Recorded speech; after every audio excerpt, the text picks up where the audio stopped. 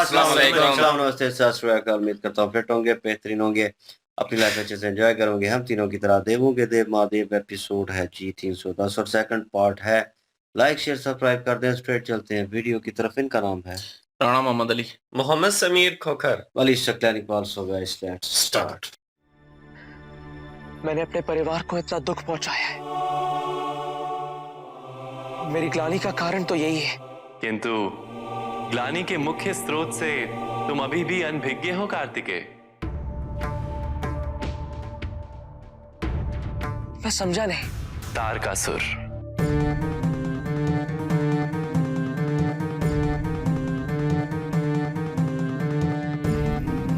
तारकासुर? हाँ कार्तिकेय, तारकासुर।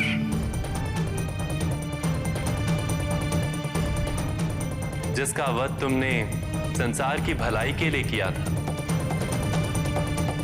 सामान्यता किसी पापाचारी के वध से कोई दोष नहीं लगता, किंतु तारकासुर महादेव भक्त भी था। इसी कारण अनजाने में तुम्हारे ऊपर एक भक्त की हत्या का दोष लग गया, जिसके कारण तुम्हारी बुद्धि विचलित रहती है। कार्तिकेय, तुम्हें आभास नहीं है, किंतु तारकासुर की हत्या की ग्लानि तुम्हारे विचारों को प्रभावित करती रहती है। यही विचार तुम्हारे व्यवहार और तुम्हारे कर्मों को नियंत्रित करते रहते हैं। इसी के परिणाम स्वरूप तुम्हारे हृदय में गणेश के लिए विरोध व ईर्ष्या उत्पन्न हुई।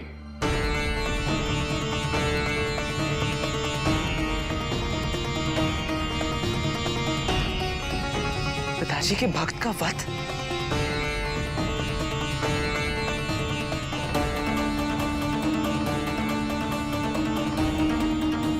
मैंने तो सोचा ही नहीं था कि मामाश्री, क्या इस दोष से मुक्त होने का कोई मार्ग नहीं है?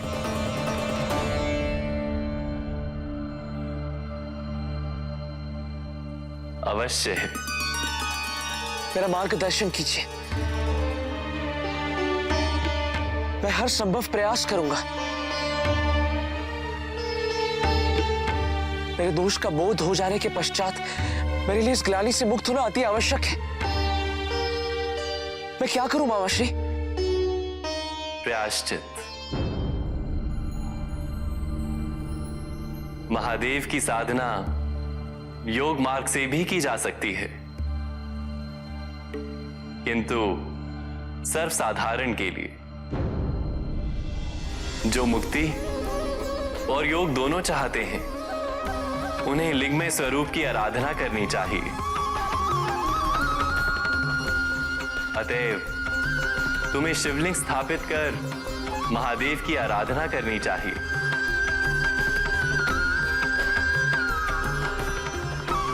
इससे अधिक सरल और उत्तम उपाय और कोई नहीं है कार्तिकेय।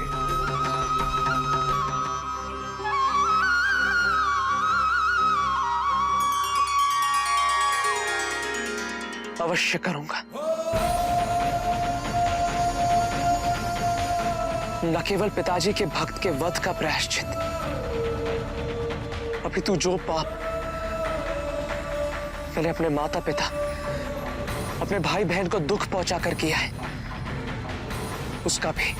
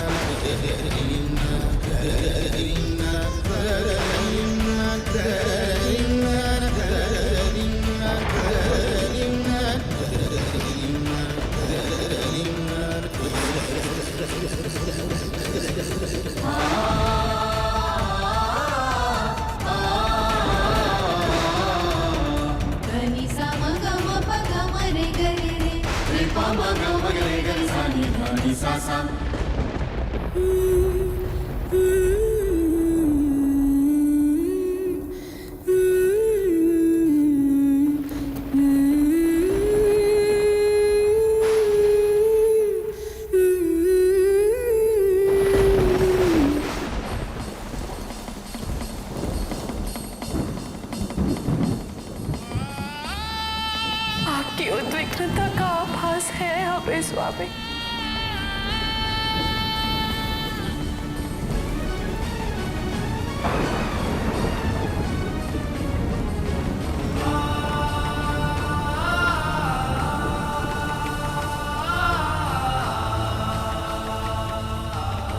किंतु अब आपको भी हमारी व्यथा समझनी होगी।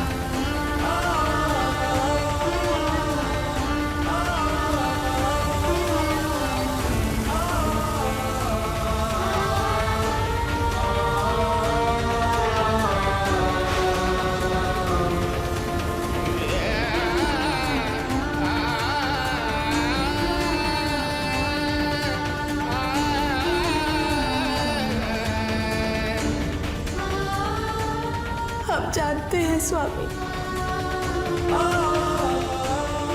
कि ये वर्षा आपके मन में उपजे दुख का प्रत्यक्षीकरण है। वो दुख जो आप सबसे छुपा कर रखते हैं, कभी किसी को व्यक्त नहीं करते। किंतु हम क्या करें,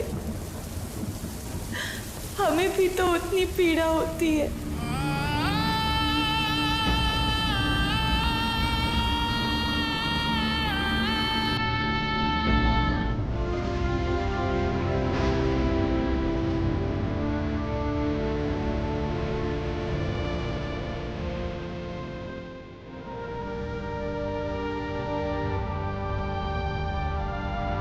क्या पत्नी को शोभा देता है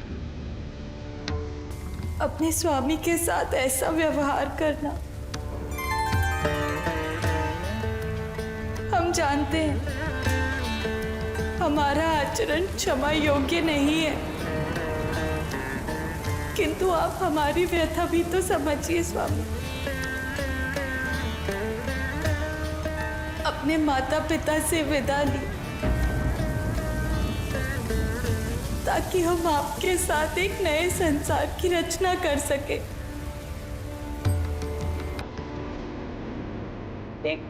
एक परिवार बसा सके आपके साथ। किंतु केवल हमारा प्रयास पर्याप्त नहीं होगा। हाँ स्वामी, अब एक संपूर्ण परिवार के लिए आपको अनासक्त से आसक्त होना ही पड़ेगा। हम आपको अपने पारिवारिक दायित्वों की पूर्ति करते हुए देखना चाहते हैं। कैलाश संसार का केंद्र है। यहाँ जलते हुए एक दीपक से समस्त संसार प्रकाशमान हो जाता है। उसी प्रकार यहाँ बसने वाले एक परिवार की संपूर्णता व सुख एक संपन्न समाज का आधार बनेगा।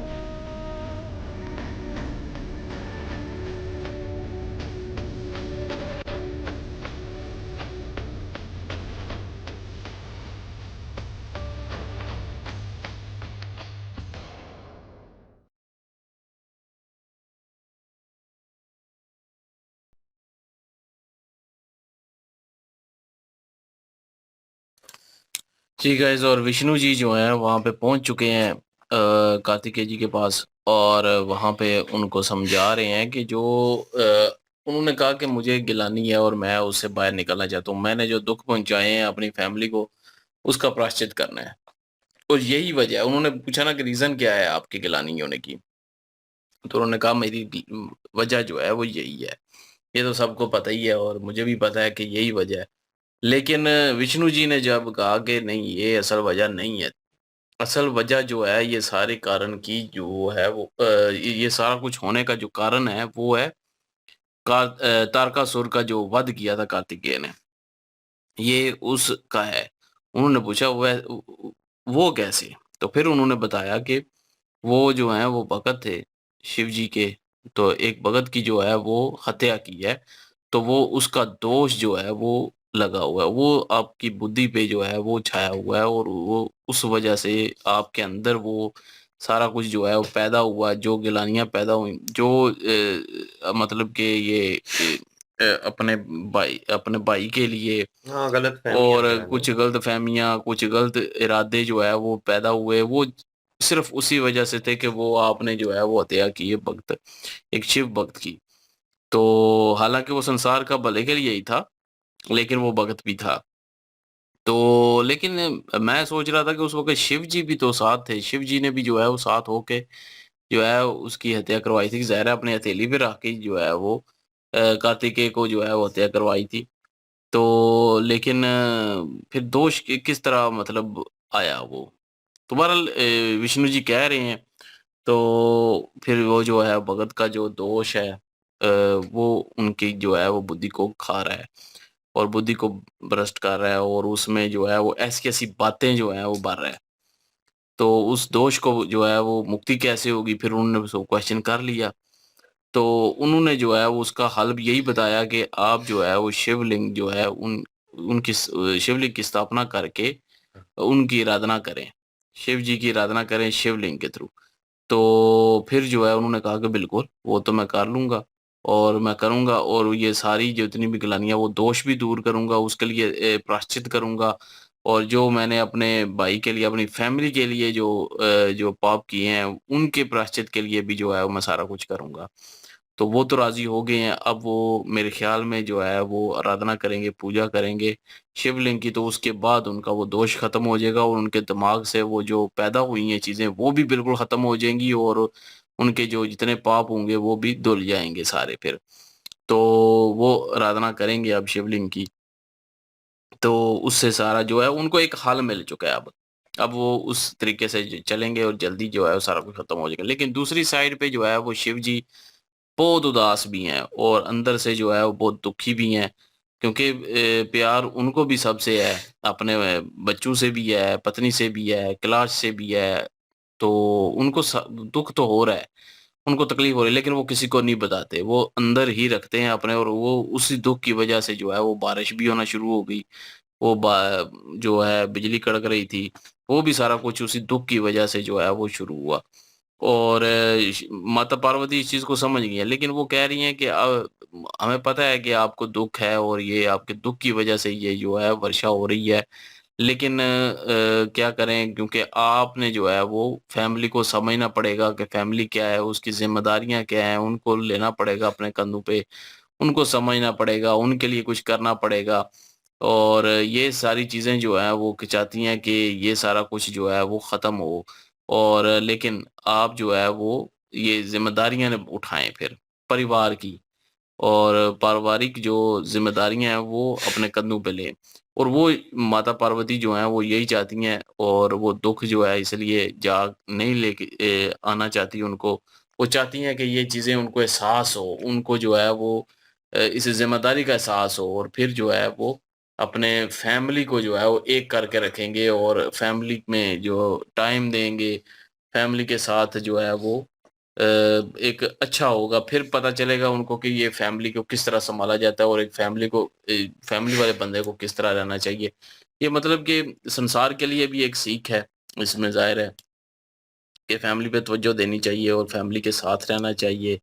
और लेकिन शिव जी जो हैं वो इस चीज़ को समझ जाएँगे और वो आ जाएँगे वापस। और उस तरह कार्तिकेय और गणेश भी जो हैं मुझे लगता है कि वो भी वापस आ जाएँगे और कार्तिकेय जो हैं वो आराधना करेंगे, तपस्या करेंगे, प्रायश्चित करेंगे, तो सारा कुछ ठीक हो जाएगा जब वो वापस आएँगे।